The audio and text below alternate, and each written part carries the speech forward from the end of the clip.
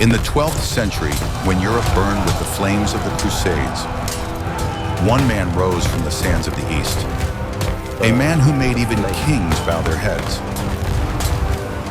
They called him Saladin, the Knight of Faith. He defeated the Crusaders not only with the sword, but with strategy, patience, and mercy. He united a fractured world and conquered hearts as much as cities. This is not merely the tale of a warrior, but of a man who proved that compassion could be sharper than steel.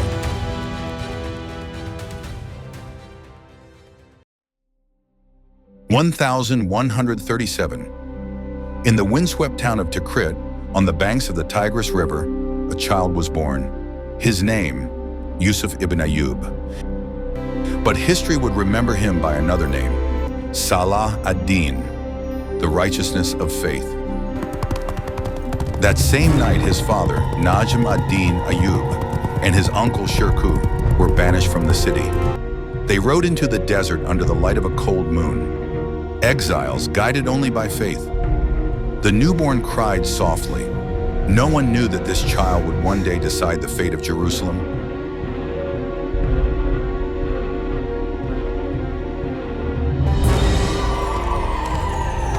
They fled to Mosul to serve under Imad ad-Din Zengi, the lord who hung crusader heads upon the gates of Aleppo. In that brutal world, the boy grew, quiet, watchful.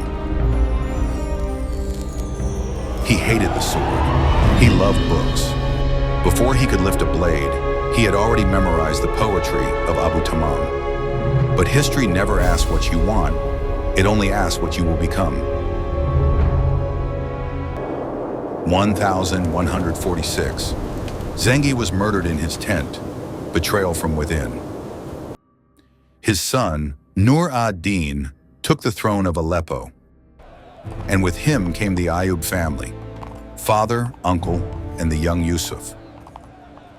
At age 9, Yusuf studied not war, but wisdom, mathematics, to understand the flight of an arrow, law, to know when it was right to kill, poetry, to know when it was not. In the courtyards of Damascus, while others dreamed of glory, he dreamed of order, of justice. 1152. The Second Crusade had failed. Jerusalem remained under Christian rule.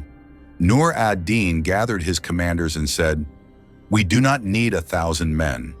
We need one who can see beyond blood." Yusuf, the boy who read by candlelight, had no idea that he was the man Nur ad-Din had just described. 1164. Egypt, the land of the Nile when it was in chaos. The vizier Shawar was overthrown and begged Nur ad-Din for help. Without your help, send your armies. I pledge everything I own. Shirkuh, the fierce uncle, led the campaign south. At his side, Yusuf, now 26. Their first battle, Bilbais. Outnumbered, surrounded, Yusuf commanded the right flank. He ordered a retreat, then turned suddenly, striking from the desert with the sun behind them.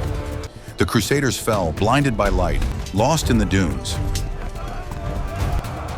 It was Yusuf's first victory, achieved not by rage, but by reason. But Egypt was treacherous. Allies betrayed allies. Gold bought loyalty faster than faith.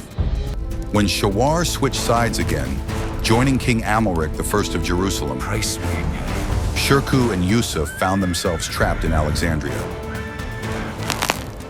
For 3 months they held out, starving, surrounded by Crusaders and Egyptians alike.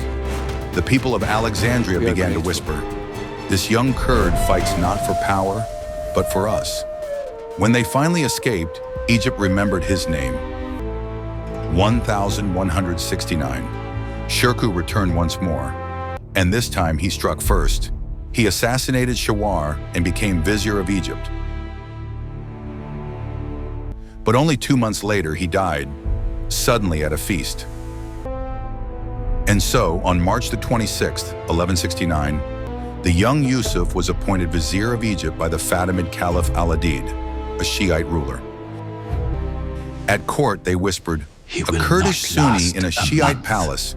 He will not last a month. They were wrong.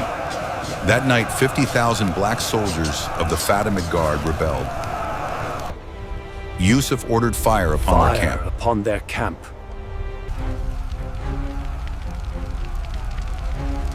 The camp is burning! Retreat! By dawn, the rebellion was over, and the new vizier's rule was absolute. He built Sunni schools, replaced Fatimid officers with his own men, and refused all bribes. He drank no wine. He prayed before dawn. He wrote to Nur ad-Din, "I remain your servant, but Egypt must be mine to govern." 1171. The caliph fell ill. Some said poison. When he died, Yusuf made his move.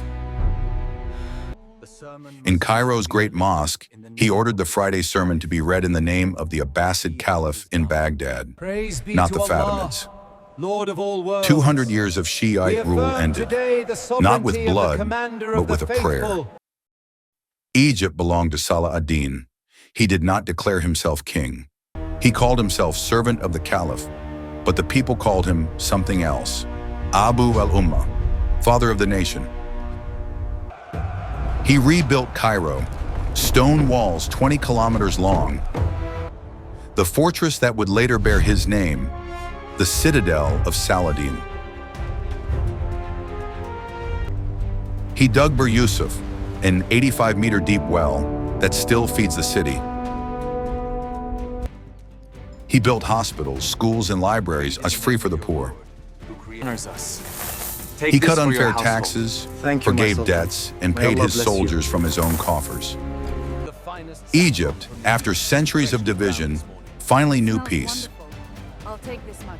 Between 1171 and 1174, he marched south and east,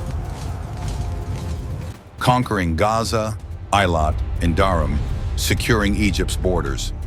But he avoided returning to Nur ad-Din in Syria. He wrote instead, "Egypt is the heart, Syria is the sword. One must beat before the other can strike." Then on fate moved again. May 15th, 1174. Nur ad-Din was found dead, poisoned in his tent. His son, only 11, took the throne. Salah ad-Din swore, "I will protect his legacy." But the truth was clear. Syria was breaking apart. His oath became his opportunity. Welcome to Damascus. We are saved.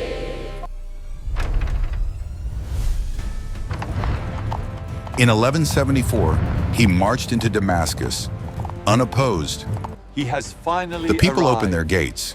They had heard of the just ruler of Egypt. They knew his We are name. saved. By 1175, Aleppo fell. In 1176, Mosul submitted.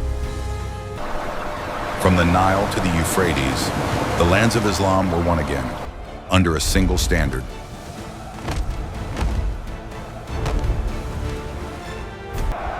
For the first time in a century, the Muslim world had a leader strong enough to face the cross. And the cross was coming. 1187. The Crusaders marched, led by Guy de Lusignan, king of Jerusalem. Salah ad-Din gathered 30,000 men beneath the Black Banner. They met near Hattin by the horns of the Twin Hills. He ordered the wells poisoned, the grass burned. The fire is upon us. Move the provision.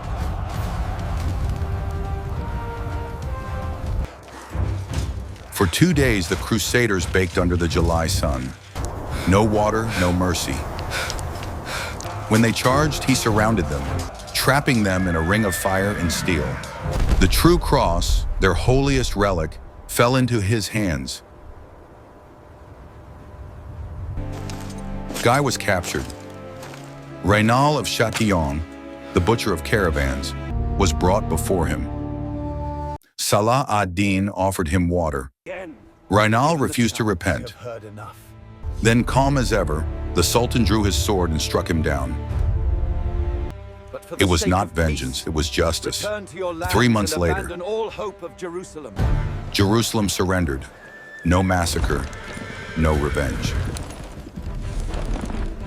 When the Crusader women wept, Saladin said, "Let them go. None shall be None harmed." shall be harmed. For the first time in nearly 90 years, the city of prophets was free again. Not by bloodlust, but by faith. 1189. Europe burned with fury. 3 kings took the cross, We pledge our lives. among them, Richard the Lionheart. Forward for the kingdom.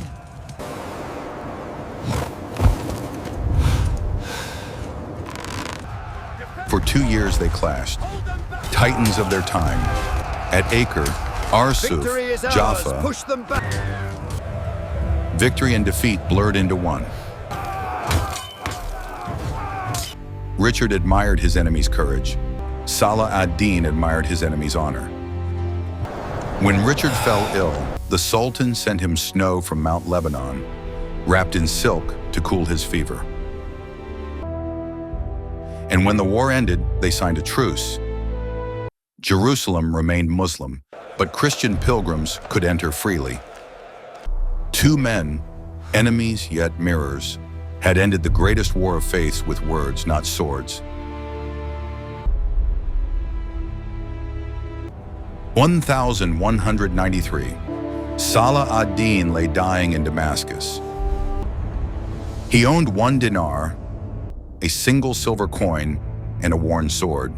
Everything else he had given away.